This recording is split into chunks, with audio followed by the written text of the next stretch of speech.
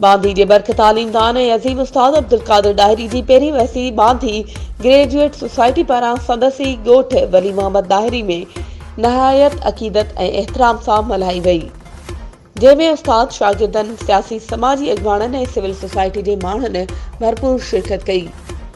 वरसी जे मौक़े ते अॻवाननि ॻाल्हाईंदे चयो त उस्ताद मरहूम अब्दुल कादिर डाहिरी पंहिंजी ज़ात में तालीमी इदारे जी हैसियत रखंदड़ माण्हू हो। साईं जा हज़ारे शागिर्द अॼु सुठे उहिदनि ते पंहिंजूं ख़िदमतूं सरअंजाम ॾेई रहिया आहिनि।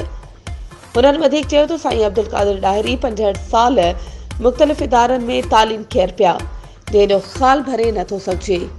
जॾहिं त उन मौक़े ते प्रोफेसर नूरुद्दीन ख़ासकेली, अब्दुल वक़ार डाहिरी, उस्ताद इमाम दाद मरी, भले ॾिनो डाहिरी, जावेद ख़ासकेली, इमदाद महेसर, कमर डाहिरी, रईस परवेज़ अहमद डाहिरी, गुलाम रसूल डाहिरी, इंस्पेक्टर मसूद मुस्तफ़ा डाहिरी, हाजी इरशाद आराई, उस्ताद अब्दुल हफ़ीज़ मलिक, मौलाना इफ्तिखार अहमद अब्बासी ऐं ॿियनि शिरकत कई। वधीक ख़बरुनि ऐं अपडेट्स जे लाइ असांजे चैनल खे सब्सक्राइब कयो ऐं हा, बेल आइकन खे प्रेस करणु न विसारिजो त जीअं असांजी हर नई अचण वारी वीडियो तव्हां ताईं पहुची सघे।